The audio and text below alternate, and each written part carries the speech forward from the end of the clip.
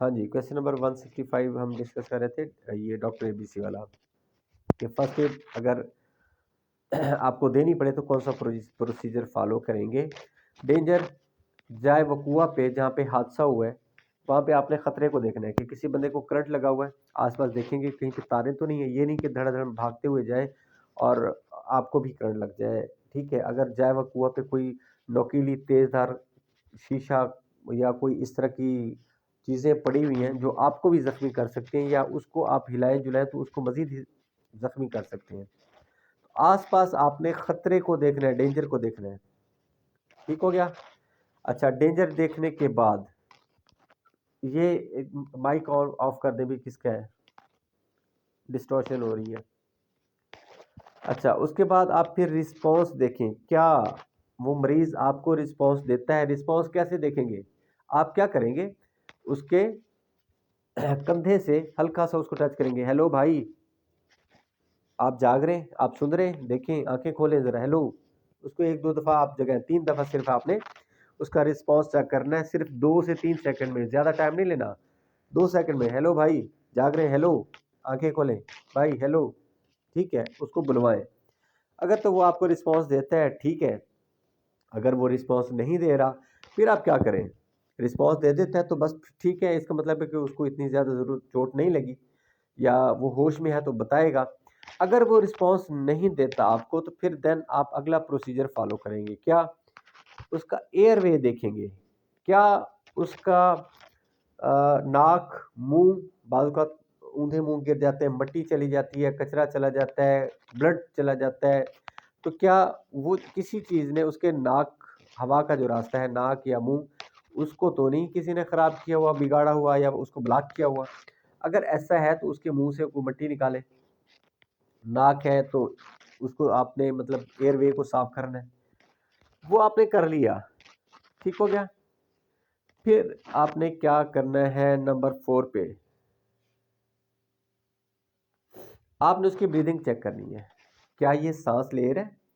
आपने सांस लेने के लिए क्या करना है, अपना कान, ये प्रोसीजर बता रहा हूँ, इसको ज़रा अच्छे से लिख लें या सुन लें। अपना कान उसके नाक के पास लेके जाना है। अव्वल तो अगर वो ज़ोर से सांस ले रहा है तो आपको पता चल जाएगा, लेकिन ऐसी हालत में वो बहुत मामूली सा ऑक्सीजन जा रहा होता है। अपना कान उसके नाक के पास ले जाएं, देखें आपको कुछ आवाज़ आ रही है, नहीं आ रही।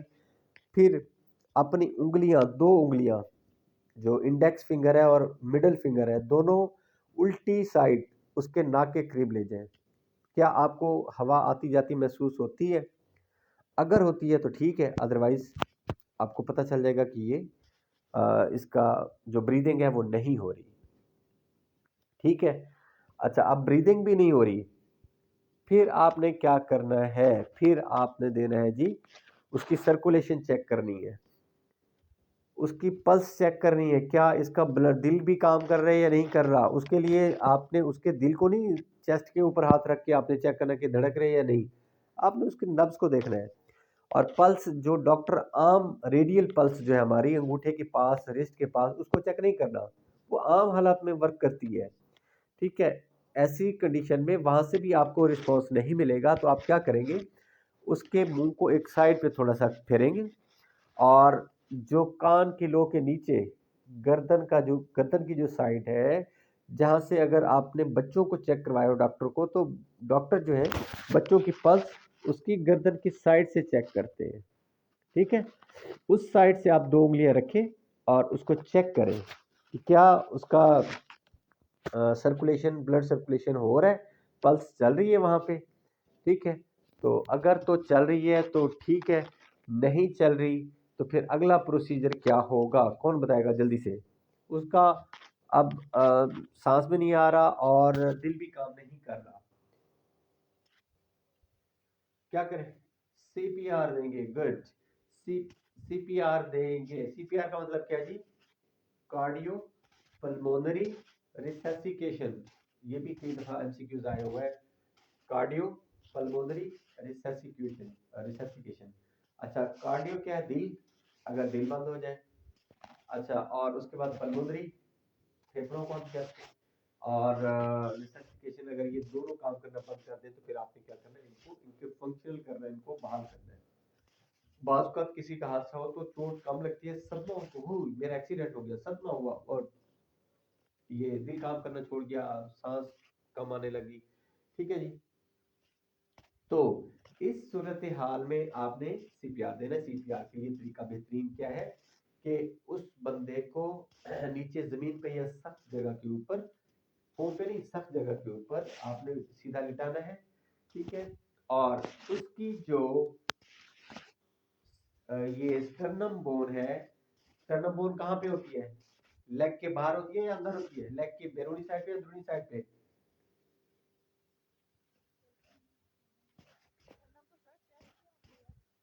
नहीं, मैं कहता हूँ टांग में होती है, लेग में नहीं होती। अच्छा अच्छा, नौशीन ह्यूमरस बोन होती है वहां पे, हाँ, लेग में। वेरी गुड, अच्छे से जाग रहे हैं आप।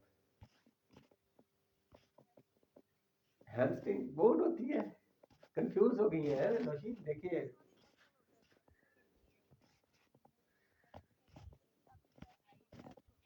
असल मकसद था, हाँ जी, अच्छा, मकसद यही था कि आप लोगों को थोड़ा सा जगाना था कि आप लोग अटेंटिव है या नहीं। ठीक है जी। स्टर्नम बोन हमारी है, स्टर्नम के 3 इंच से ऊपर वाला मेनोग्राम, दरमियान में उसकी बॉडी, और नीचे उसका नोकीला सिरा होता है जो पसलियों से नीचे, जहां से पसलियां खत्म हो रही है, उसको हम कहते हैं ज़ीफॉइड प्रोसेस। उस जहां पे उसका आखिरी ज़ीफॉइड प्रोसेस है, उसके नीचे पेट का एरिया है, वहां पे आपने हाथ रखना है। हाथ रख के 2 उंगलियां 1 इंच ऊपर, ठीक है, अपना एक जो एक हाथ की उंगली है दूसरे हाथ में देख के जो आपकी हथेली है, ठीक है, आपने उकड़ू बैठना है। और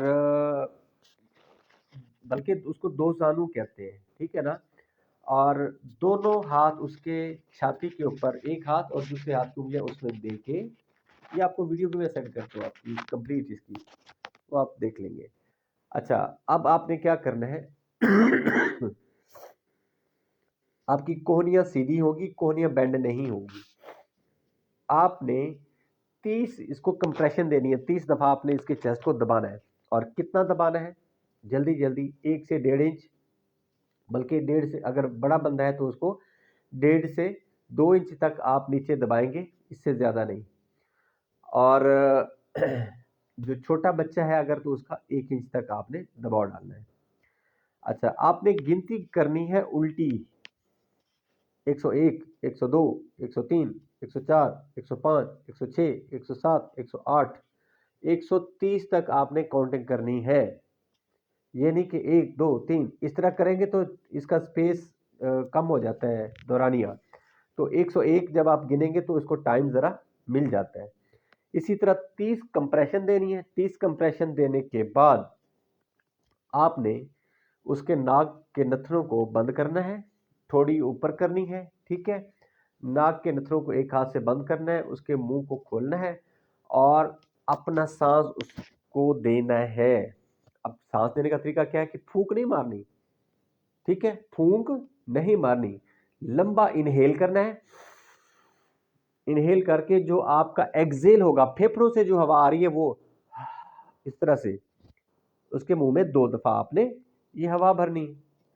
और हवा भरेंगे तो उसके फेफड़े फूलेंगे भी सही, ठीक है।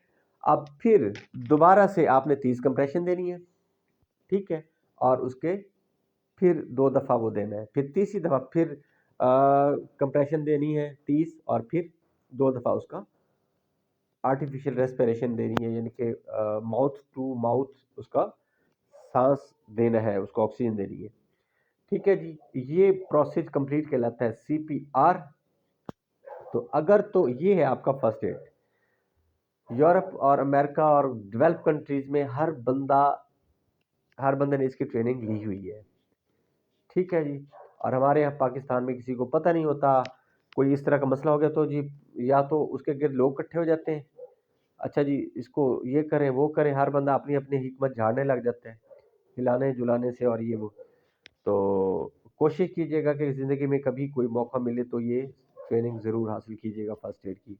हमें फिज़िकल एजुकेशन की वजह से हमें बहुत सारी ट्रेनिंग, फर्स्ट एड हो गया और ये सिविल डिफेंस और फायर एक्सटिंग्विशर, ठीक है, स्काउटिंग के बहुत सारे कोर्सेज और बहुत सारी ट्रेनिंग करने का मौका मिला। तो ये चीज़ें काफ़ी हेल्प आउट करती हैं ज़िंदगी में।